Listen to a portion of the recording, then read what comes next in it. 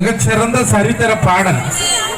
வள்ளியுமே முருகனுமே love story தான். வேற என்ன சிம்பிளா சொல்ல போனா அவங்களுடைய லவ் ஸ்டோரி. எப்படி எல்லாம் காதலிச்சாங்க, எப்படி எல்லாம் கிழங்கு எடுத்தாங்க, எப்படி எல்லாம் ட்ரெயின் எடுத்தாங்க.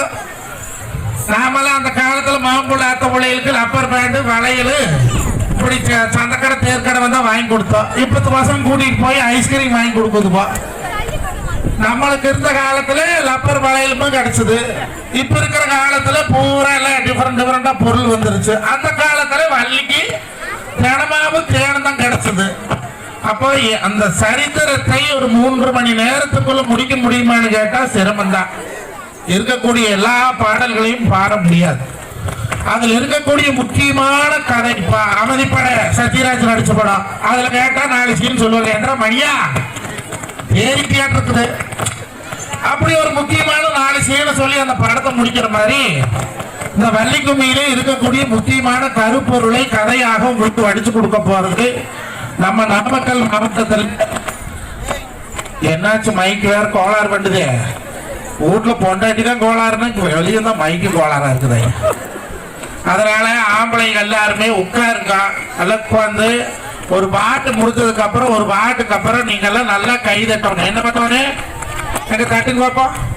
நல்லா சாம்பாரோட நல்லா வாங்க மூட்டா உண்டி கொடுத்தார் உயிர் கொடுத்தாருன்னு சொல்லுவாங்க. இன்னைக்கு கொங்கு மண்டலத்தினுடைய சிறப்பே சாப்பாடு தான். விருந்தோம்பல் நோப்பக்குழைய அனிச்சம் விருந்திருந்து நோப்பக்குழைய விருந்துன்னு சொன்னான். அப்போ அடிச்ச மலர் எப்படி மோந்து வாக்கையில வாடி போறோமோ அது மாதிரி உரம்பரை மூஞ்சி பார்த்தாவே கணக்குல. ஒரு சில வீட்டுக்கு போனா ஏன் வாங்க உட்காருங்க, இப்பதான் வந்தீங்களா சாப்பிடுங்க, தண்ணி கொடுப்பாங்க.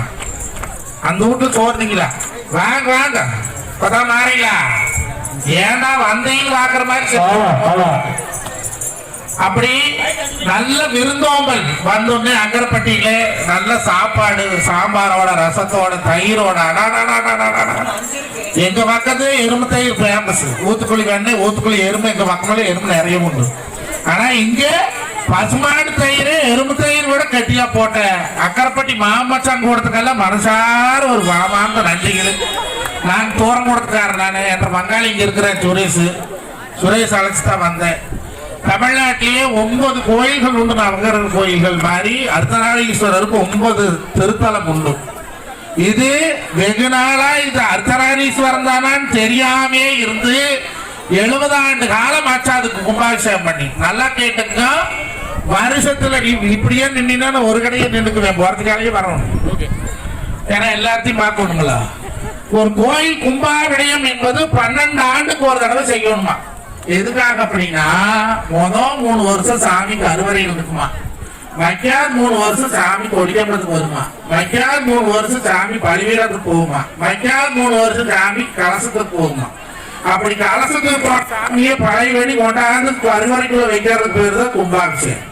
கும்பாபிஷேகம் பண்றது நாம சாமிக்கு பண்றது இல்லைங்க, கலசத்துக்கு பண்றது. முன்னோர்கள் நம்முடைய முன்னோர்கள் மூதாதையர்கள் முட்டாள்கள் அல்ல. அந்த கலசத்துல மேல என்ன போட்டு வைப்பாங்க? கலசத்துல மேல என்ன போட்டு வைப்பாங்க? கேட்டா உலக இத்தனை உலகைக்கு கேட்டு வந்திருக்குது. அப்போ நவதானியங்களை போட்டு வைப்பாங்க. அந்த கும்பாபிஷேகத்துல கலசம் பார்த்தீங்கன்னா கோபுர வடிவத்துல இருக்கும்.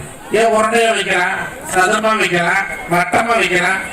ஏன் கோபுர கலசம் வச்சாங்கன்னா ஏதோ ஒரு காலத்துல மழை பெய்ஞ்சு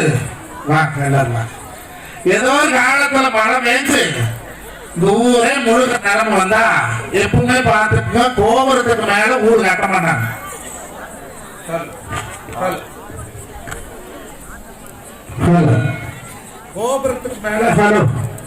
கோபுரத்துக்கு மேல வீடு கட்ட மாட்டாங்க அந்த காலத்துல. இப்பெல்லாம் அப்படி இல்ல. பழனிமலை கோபுரம் வசரம் இருக்கு. மதுரை மீனாட்சியில மதுரையில சட்டமே கோபுரத்துக்கு மேல அடுக்கு இருக்கப்படாது. இப்ப காசு இருக்கிறவங்க பெரிய பெரிய வீடா கட்டுறேன்.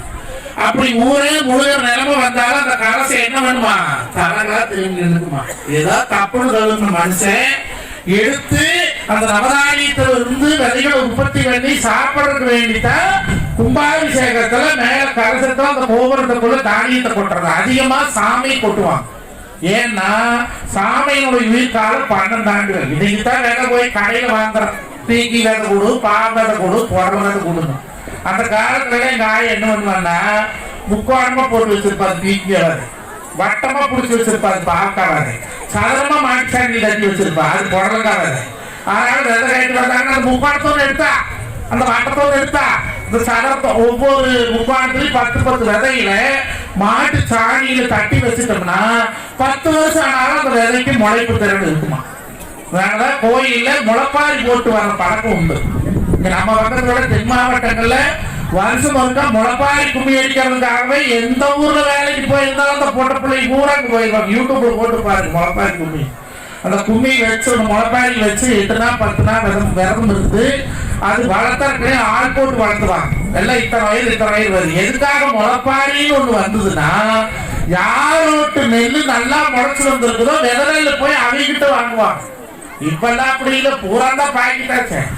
கடையில போய் தக்காளி விதை கொடு, வெண்டைக்காய் விதை கொடு, சீக்காய் விதை கொடு, சின்ன வெங்காயத்துக்கு விதை கொடுத்துருது.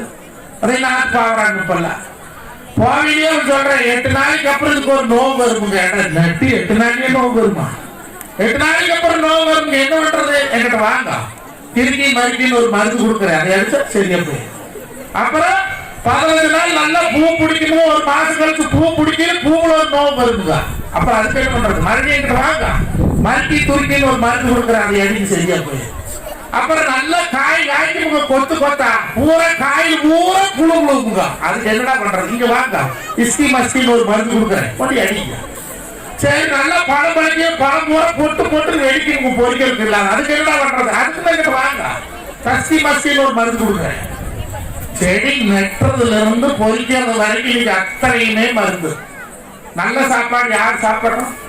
வெண்டைக்காயில மருந்து இல்லையா? 18 நாள் கீரை, முளைக்கீரை, அரைக்கீரை, சிறுகீரை விதைச்சா 18 நாள், கொத்துமல்லி தாய்க்கு 22 நாள். அதுக்கு யூரியாவை கரைச்சு விடுறாங்க. அப்ப நல்ல உணவு சாப்பாடுங்கிறது ஒரு மனுஷனுக்கு, அதுக்கு பேர் உணவுன்னு பேர். இப்ப மாட்டுக்கு உணவு போட்டோம்னா சொல்றோம், மாட்டுக்கு இற போட்டையான்னு. நம்மளுக்கு பேர் உணவுல இருந்து பேர் இறைப்பை. அப்போ உள்ள போகும்போது அது இறையா இருக்கிறது, சாப்பிடும் போது எது உணவாக்குறது, எது உண்ணத்தக்கதோ அதுக்கு பேர் தான் உணவு. இன்னைக்கு நல்ல சாப்பாடு நம்ம பிள்ளைகளுக்கு கொடுக்கறோமா? வாரம் ஒருக்கா கம்பல்சோர் ஆக்கிற பொம்பளைகளை கை தூக்குவாங்க. வாரம் ஒருக்கா, மாசம் ஒருக்கா, வருஷம் ஒருக்கா, ஏதோ அது முன்னால கம்பு குத்துனா அப்பதான் சொல்லுவா, தாத்தாலே கை கலரி பழை சோத்துக்கு மத்தியானம் கம்பு ஊத்தி போட்டு சோறாக்கணும். அதேதான் 2 வேளை சோறு தான் அந்த காலத்துல ஆக்கணும். இப்பதான் இல்ல, டிப்பன் இட்லி மல்லிப்பூவாட்டு போடும், வெள்ள வேண்டியாட்டு இட்லி இல்லைன்னா தொண்டையில் இறங்க மாட்டேங்குது. நல்லா தெரிஞ்சுக்கோங்க, 5 வெள்ளை தவிர்த்தாவே உடம்புல நோவு இல்லையா? பால் 1, தயிர் 1, சர்க்கரை 1, அரிசி 1, இந்த 5 தவிர்த்தாவே உடம்புல நோவு இல்லைங்கிறார் டாக்டர். முதல்ல ஆரோக்கியமான உணவு சாப்பிட சொன்னாங்க, இப்ப நஞ்சு இல்லாத உணவு சாப்பிட சொன்னாங்க. பொட்டை 100 மருந்துகள் அடிச்சு அடிச்சு அடிச்சு அடிச்சு நம்ம என்னத்தை சாதிச்சோம்? களை வெட்டுறக்கு ஆள் இல்லை, களக்குழி ஏறி அது